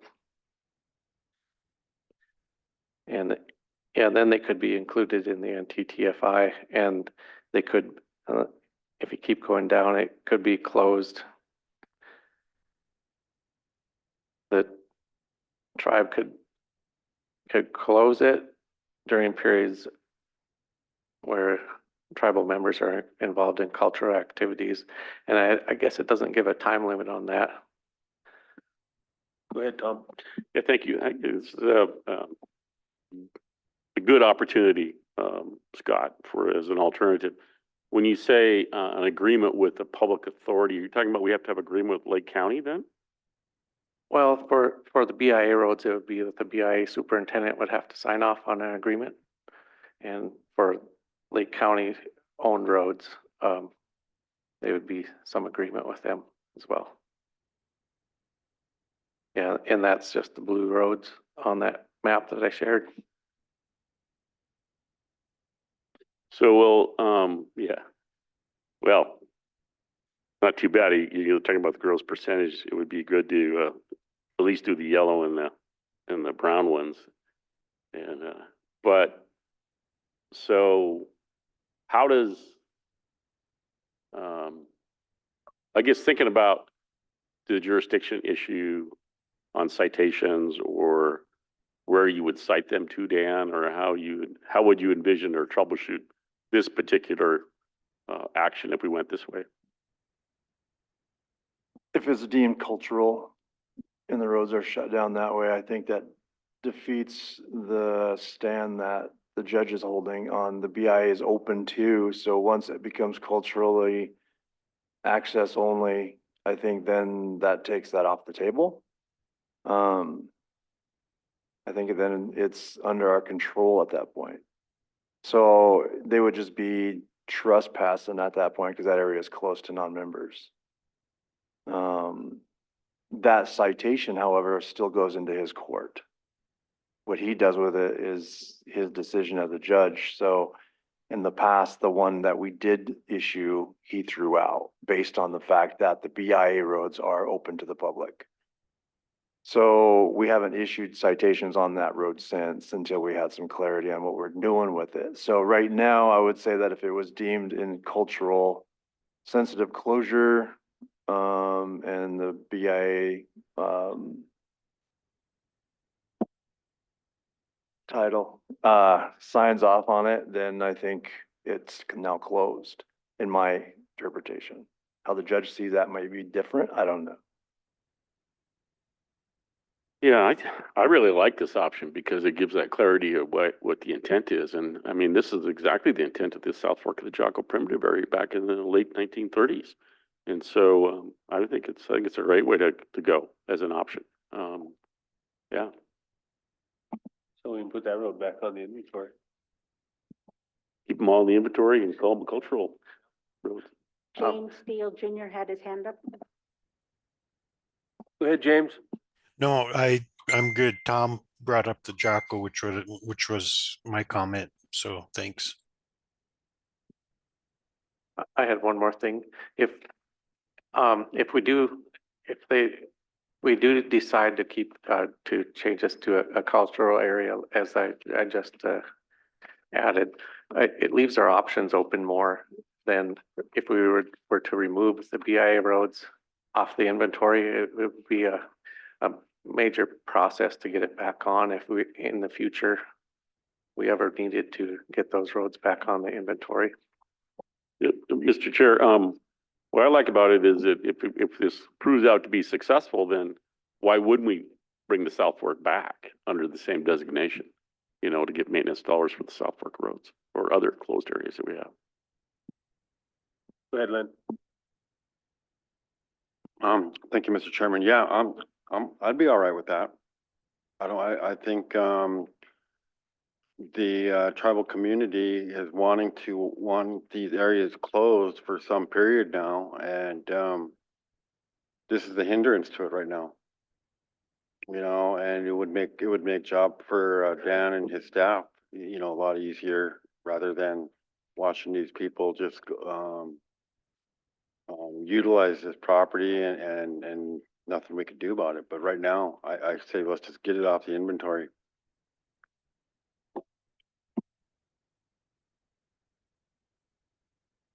Good. Yeah. And also just to address what Steve had brought up earlier about the people who have fee lands there. What we do with that, we have two individuals in Ferry Basin during the antler closure that have pieces in that closure.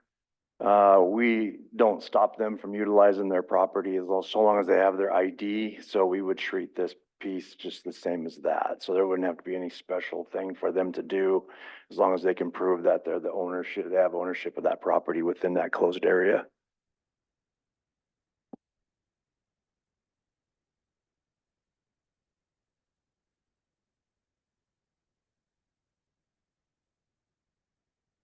Go ahead, Len. And in regards to those fee properties, did any research and check their deed to see exactly how they are to access their fee property? Usually it's on their deed, and if they don't have it, they don't have anything recorded on their deed. It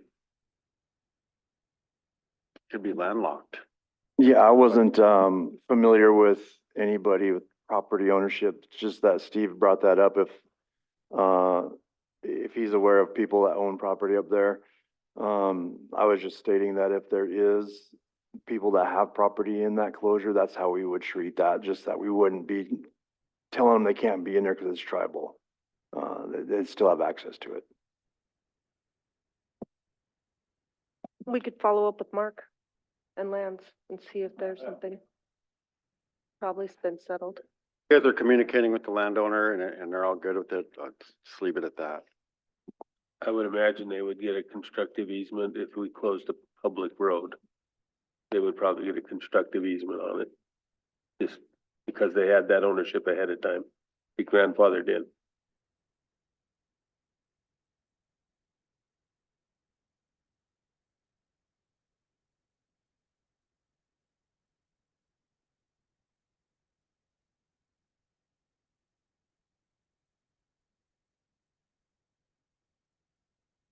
Sorry, we're just chatting about what the step would be to designate the cultural closure, whether that's just a letter from the tribes to the superintendent or if Scott would talk to the soup. It sounds like KCC is pretty interested in getting folks off, but also keeping access for tribal members and funding and the fires and the rehab.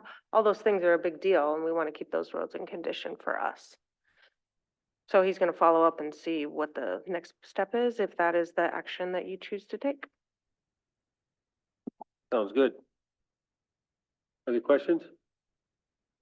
Go ahead, Len. Comment, and this is regards to another road that I continue to bring up, and that's Nene Road. Nene Road in Sanders County, they never maintain it. I would like to see us get a letter over to the Sanders County Commissioners for them to abandon it. If they're not going to abandon it, well, they need to get up there and fix it, as they're obligated to do so. But right now, I would like that reverted back to a tribal road. Then we would have more control of Berry Basin on that side of the river. Okay. Thank you all.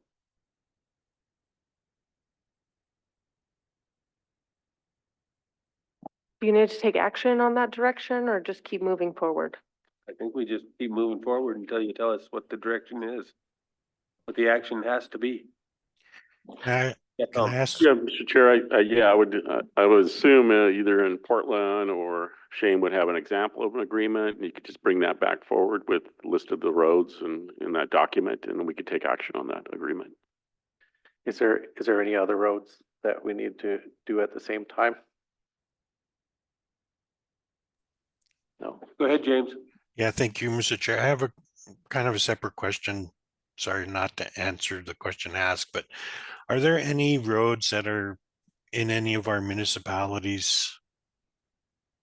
Do we deal with any BIA roads or travel roads that are in any of the cities on the res?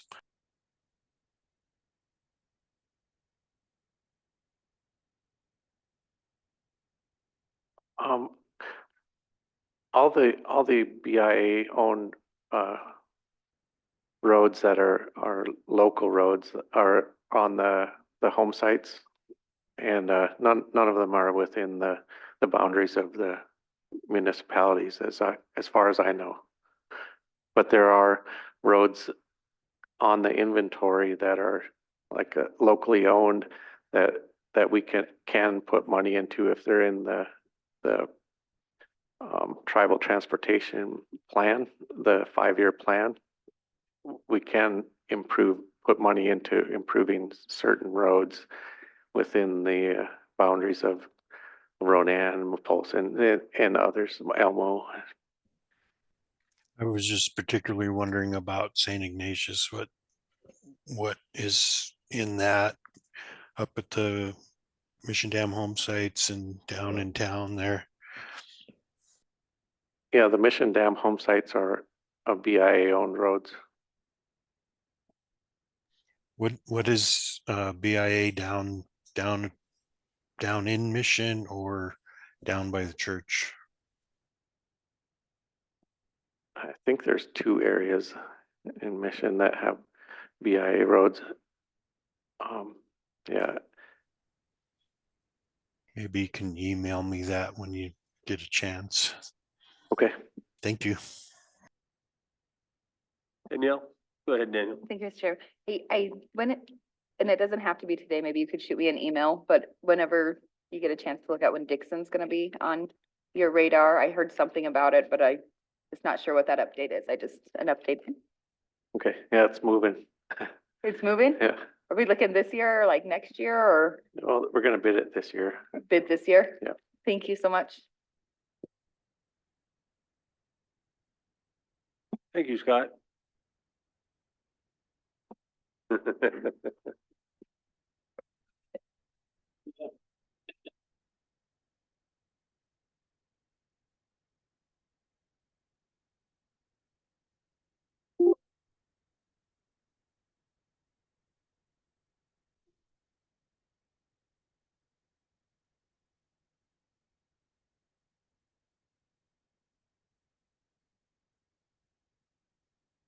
Tricia, come on up.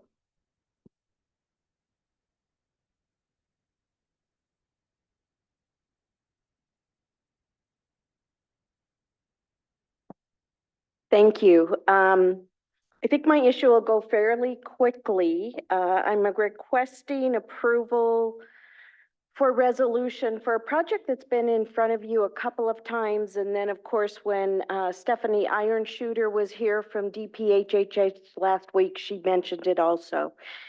It's a project that has been through IRB and then discussed with council and then also the culture committees. CSKT, along with other tribes, is working with the state's Office of American Indian Health and the Montana Office of Rural Health and Area Health Education to create a training video titled Caring for Indigenous Montanans. And it's really a video that'll be used in training for those non-native individuals that are working in healthcare and coming to work on the reservations. So that's something that the state has been spearheading with Montana State University. And Joe Dergalo and Michelle Mitchell, Tribal Health and Education, have been working with the culture committees for interviews of elders. So we'd like approval of the resolution of the project, which then will be attached for signature for a contract so that they can give us $18,000, of which $9,000 will go to each of the culture committees. So any questions? Any questions about the resolution and caring for Indigenous Montanans? Training?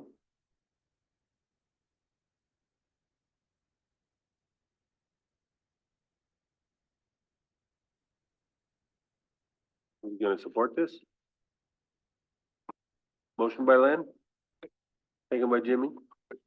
Go ahead, Tom. The B-roll footage, what happens to it?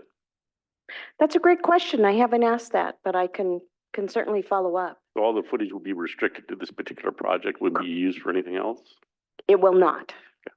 It's restricted to this particular project, but I think that's a really great question because we might want to get our own B-roll footage back because we could use it for other things. Absolutely. Yeah. Great question. Thank you. All in favor? Unanimous. Thank you. Thank you. Tricia.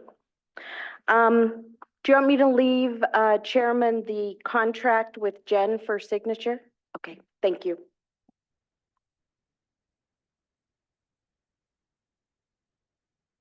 Take a 4-minute break until 11.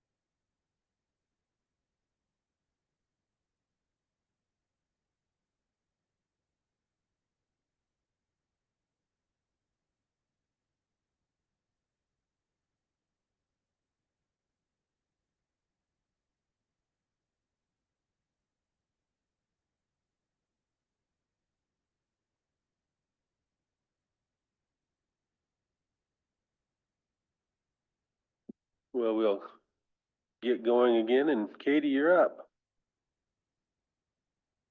Hello, good morning, council. So here to talk with you about the settlement proposal in the Indian Education for All case. You want, We've had, you want executive? oh yes, please. We'll go out of regular and do it. Thank you. Thank you, John. Yeah, he can come in real quick. I think it's too long-winded. I gotta go to a meeting at 2:45.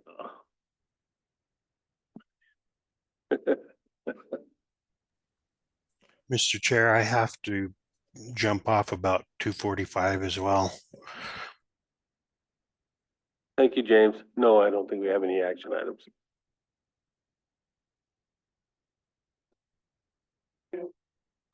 No, we took care of that. We took care of that. Okay. I hope you guys are in a good mood. And make my spirits go up. The sweat house is done. Thank you, guys. I didn't want it that big. But you're laughing. And my sweat house is this small. But anyway, I'm just happy and I'd like you guys to come up and look at it. It's really nice, you know. I hope I live another 20 years to use it. And the other thing I wanted to say is the basement is done at the school. So would like to make a date with you guys where your money went to. Come over to the Osum and take a look at it. They're cooking downstairs and we got to have a name for it, so. And I appreciate if you guys would come and look at the school. And I invite you guys to come to our mini powwow. If you need teepee poles, we got teepee poles, silent auction. So they're peeled and everything, and that's about it. But Carol, come and look at our pictures. I don't want to get you in trouble, Carol. But we got some nice pictures and Juanita's paintings. She's a great artist. And maybe buy one or two or maybe 20, you know. So, so we got some nice pictures and you guys could come and look at them, you know. You think they were all right? Yeah, and she said maybe the tribe would like to buy one or two, you know. So anyway, ready to sweat, and if you guys come and sweat with me, you guys gonna have to take all your clothes off, you know, because the Creator, that's how we were, you know. And don't be bashful, you know. You know, that's how we sweat many years ago, you know. So anyway, that's all. Make a date with me, then come on up and look at it and see where your money went to, you know. And look at the pictures too. And pictures, so. Any comments? Anybody wants to say something or come up to the school? Okay. What day is the powwow? The 30th. Didn't you get there it is right there. The 31st. I gave you guys each, didn't you give her, didn't you give? Yeah, the 31st, we're gonna have a silent auction and we're gonna have meal and I think it's a 3 or 4 hour powwow and you could come and watch the kids dance and that's really nice, you know, that's our end of the year, you know. And today they're having stick game tournaments up, not tournaments, but Osum went up there, JR Bluff invited them, they're having a little powwow in the afternoon. and things like that, so.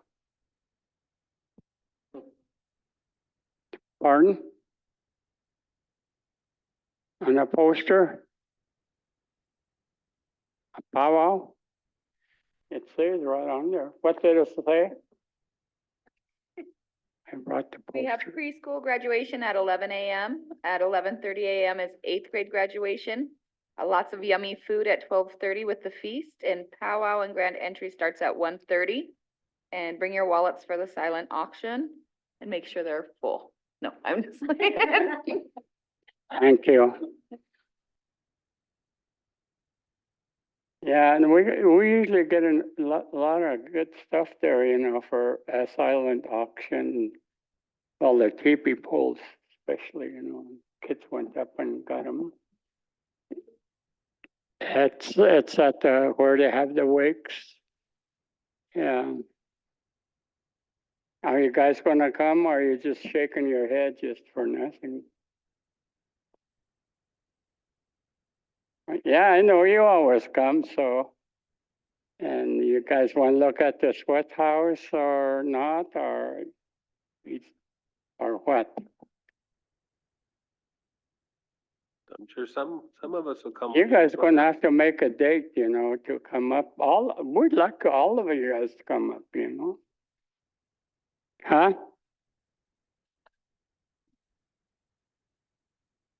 No, let's get serious.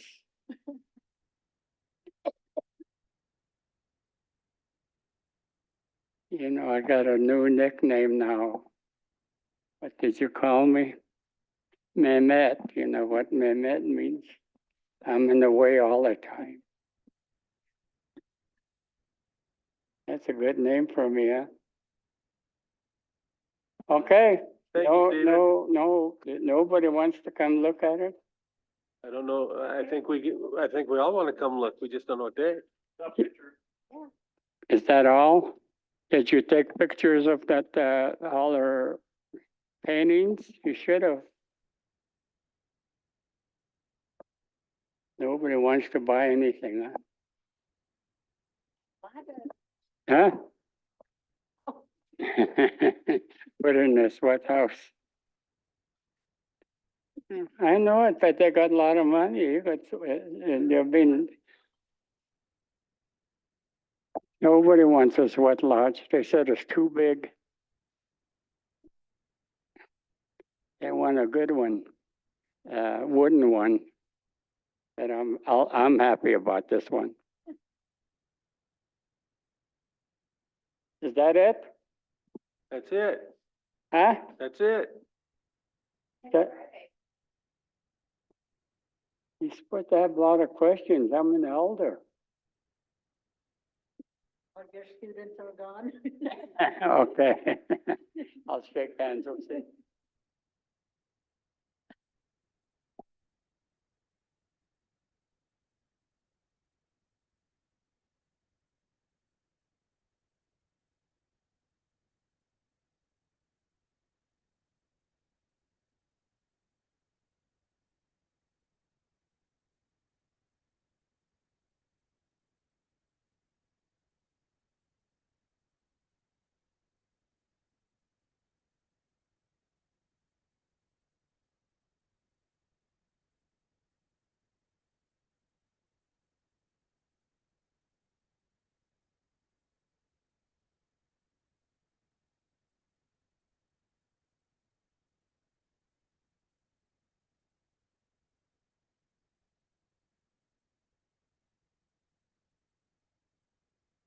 Well, we had a couple other reports people wanted to give. I don't know up for it now or not. Carol wanted to give a report.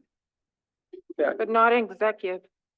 we're not in executive. Okay, one was Bernadine Tennis called me and she was upset that they're taking a tribal member out of the Elmo community that works there for tribal health. Her name is Colleen Couture. And she said she wants to make sure that Colleen stays in the Elmo community because she knows the community and she does the work, so. That was one. And the other was the lady that we got a message on yesterday about needing assistance. Her name is Tracy Davis Shepherd. and she lives in Charlotte, and I have her address, and she lives behind the post office in a trailer with black mold, and sounds like ARPA was working on it, but they had to stop due to the fact that it needed some plumbing work, and the ARPA money wasn't set up to do the plumbing, it was set up to redo the floors, I believe. But it sounds like an old trailer, sounds like she would be a perfect ideal for maybe a tiny home, but I don't know where those are at, so anyway, that's what I got. Thanks, Carol. Thank you, and I have her number, her Charlotte number too. I was wondering, Tom, was yours covered in legal? Daniel, you were talking about being gone in June. Gone on June 19th, MMIP State Task Force meeting in Great Falls. And then to all our board this evening, you guys can join us in Dixon. Had an invite from Kathy. They're doing awareness, prevention, and response meeting this evening down there at 6. They call it Community Cafe. Sure. It's at the Anita Building there in the agency. Okay. And James, you had something? Go ahead. Yeah, I just wanted to have a statement for the record inserted today, and I will read it and then I'll get it to Abby. So my statement is the Lake County Commissioners have persistently displayed antagonism and disrespect towards the tribes over the years. Their preference for private discussions with individual council members, despite our collective representation, is a clear indication of their disregard. It is imperative that they formally request to meet with all the council members. Furthermore, I'm vehemently opposed to any actions that support them. Their disrespect extends not only to our tribes, but also our community allies who share our vision for a better reservation. Thanks. Thank you, James. And I think that's the list today. Ever? Yeah, thanks, James. I like your statement and I agree with it. And I just wanted to say, did we have staff come in to talk about Cindy Marengo's issue that she brought forward a few weeks ago? I haven't heard anybody since then, so not yet, I don't believe.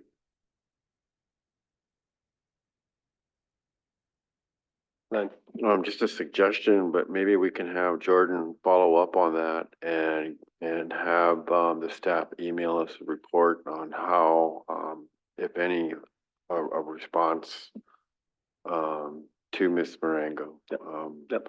I think, so here we are 3 weeks later and nothing, nothing at all. That's just unacceptable. I know they're busy. But the fact of the matter is she came in and she was expecting something, not even a phone call. So I would, I would like to ask that a report be emailed to the council. Thank you, Lynn.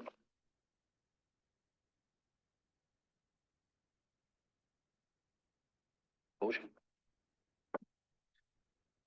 I can do that, but one quick thing, I want to make sure that we give the opportunity to reschedule the Tribal Health Committee, because I look forward into the action we can take to support Medicare B. But I have 100. And then also I'd like to make sure that we set up an enrollment committee meeting sometime here in the next few weeks. Yeah, we should be closing up the invitation for the letters in next week, right?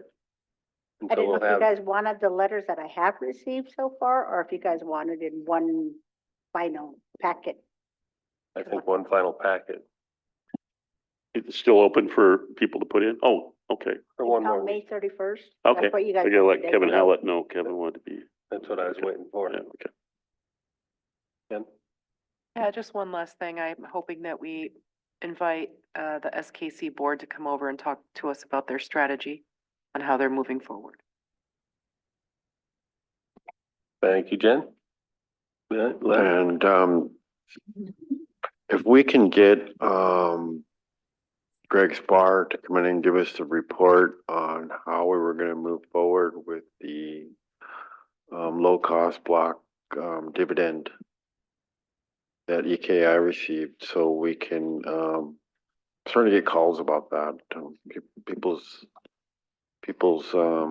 rates are going up and want to know how we can assist them, so.